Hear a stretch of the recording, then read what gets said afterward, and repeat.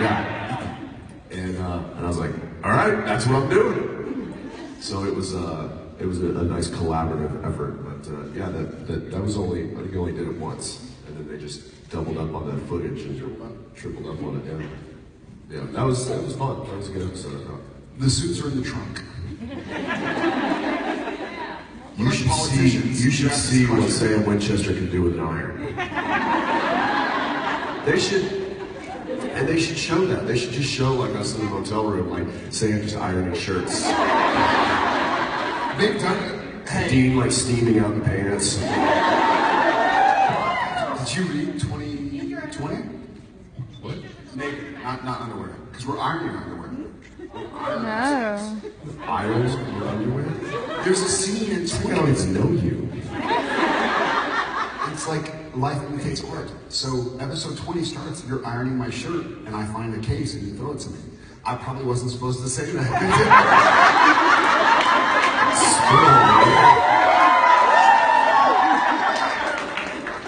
Put it to 11. Does anybody here work for Warner Brothers and or CW?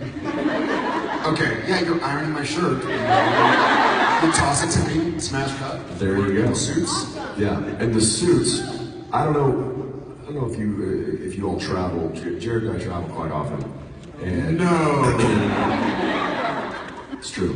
And it is the art of the roll. So if you can find a way to roll your garments creaseless. So that's how we do it. I learned from Dean. Yeah, it's in our pockets at all times. The magic pocket. Yeah.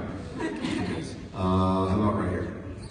So BuzzFeed had this very complimentary article on Lee Jensen, and it said that you were a high school cheerleader.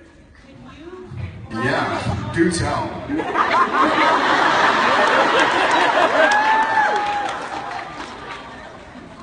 Yeah. Is there a picture? Yeah. Let me see. And yes, I will be able to explain this.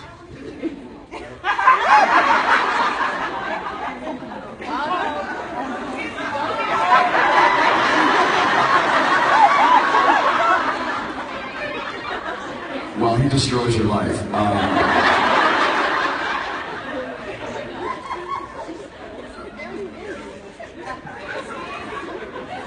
Oh, you should be afraid.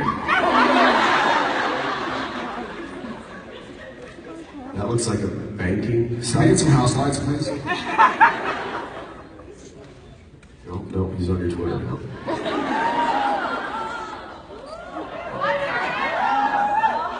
Lucky bitch.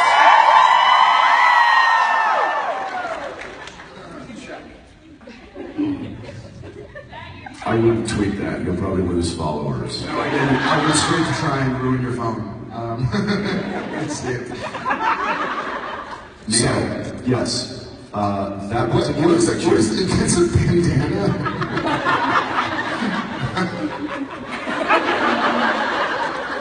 So that. What is your excuse? Is there a camera? If you shut up, I'll tell you. Well, I'm sure if they want to see it, they can just Google it. It's not. We've all seen it. Yeah. All right. So, explanation on that picture, which is actually a totally different explanation than the cheerleader thing. So that was at the annual Powerpuff football game. You guys Thank you for finding it. know the Powerpuff football games, right? I happen to be dating the captain of the cheerleading squad at the time. What was his name? So, Sean. And so some of the football team and baseball team, I was on the baseball team, got together and dressed up in pseudo cheerleading outfits and got on the sidelines and acted like idiots while the girls played their Powerpuff football game. Did you win or lose? I think we all lost that day. Obviously, I lost. So that is that picture, and that's that. I don't know why. He protests too much. However, my wife still thinks that I was a cheerleader because I was actually on the sidelines of the football games. I didn't play football because I was too small. I was 5'10", 145 pounds. And as you can see in Texas, they grow them rather large. I was too small as well, by the way, to play high school. No, I'm serious. Like, our 16-year-old quarterback was 6'4", 220. This is bigger than I He's a am. quarterback. I know. He wasn't even the biggest guy on the team. Jeff Fleener was our quarterback's name. And in high school, he was like 6'4", 220. Yeah, Jeremy Williams was that quarterback's name. He's huge. So anyway, a lot of the baseball team joined the Key Club. Do you guys know what that is? Yeah. So the Key Club, no, it's like a social organization in high school, and they were responsible for the bell that gets rung every time we score a touchdown, and also running the giant high school flag up and down the field. And so that's what I did. Me and some of the other guys on the baseball team, we joined the Key Club so we could be the bell guards, is what we were called. And it was also so we just sit there on the sidelines and hang out with all the cheerleaders. But my wife refers to that as me being a cheerleader. So although I was not an actual cheerleader, there are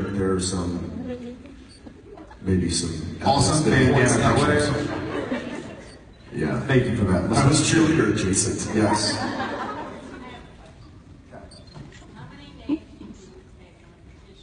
How many names do we think it would take on On a a petition? petition to make sure that you get the hero Impala when Supernatural ends. 0 names. It's done. It's done. You want to know why? Because the last day of filming of Supernatural, We're just not gonna stop. which is going to be very sad, we're going to get in the car and take off to Austin. I'm taking number 1. I'm taking number 2. He's taking number 1. And they can come fight me for it. I live in Texas and I got guns.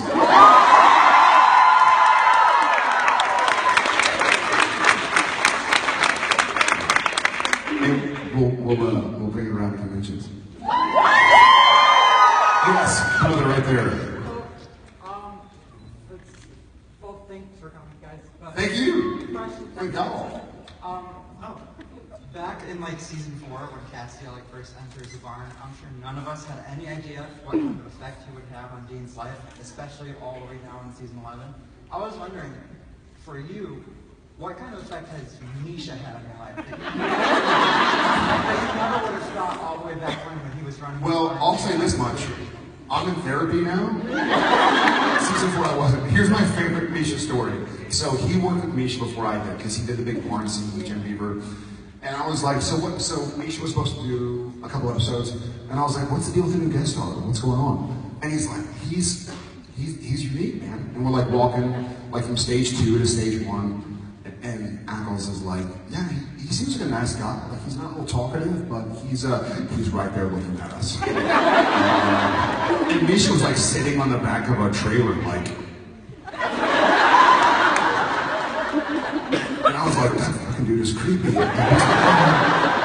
I guess Misha started out as a method actor, and soon after working with Jensen and I for a long time, he's like, I'm just trying to stop laughing, like on camera. He's no longer method. So that's my experience.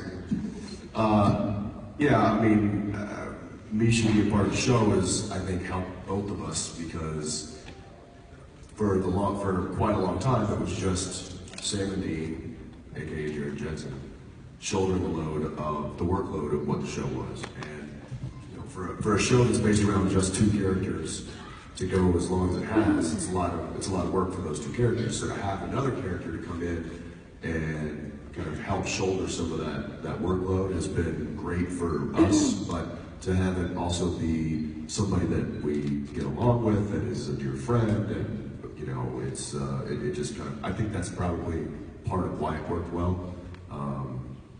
You know, people that come on our show and that don't get it, that don't have, that, you know, maybe take themselves too seriously or don't have a great attitude about life.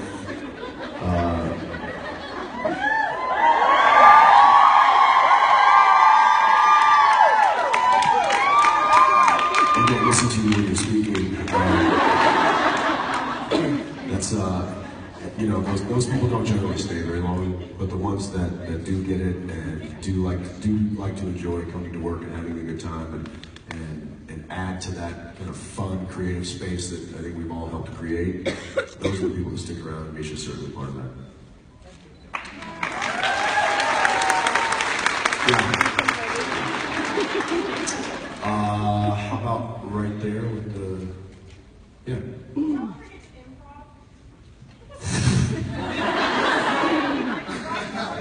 Mostly. Is there a most recent improv that you could speak of? There was a lot in the wrestling episode actually. As far as just the reactions. The last line of the whole episode wasn't scripted. Which one? Where he's like, you say damn right, and then it gets to me, and I say damn right. So you guys. I got the last word. But yeah, no, I also remember the Meg Demon. That was a fun, like, dude, we're missing a moment here. When I was the Meg Demon, and I think I was beating you up, and finally I got exercise, and we're sitting down on the floor of Bobby's house. May it rest in peace. Oh yeah. And then you reach over and punch me, and I'm like, why did you just punch me? Because I didn't know that was totally not That scripted. wasn't scripted. But it was a missing moment. And there's, yeah, we certainly will, a lot of times we'll kind of rework a scene. If the dialogue just is a little clunky or it's just not flowing well, or like he and I understand these characters and understand the show so well that we know what the writers are getting at. Sometimes things look better or read well on paper, but when you start to act them out or say them aloud, it doesn't sound natural. So he and I will, Or supernatural.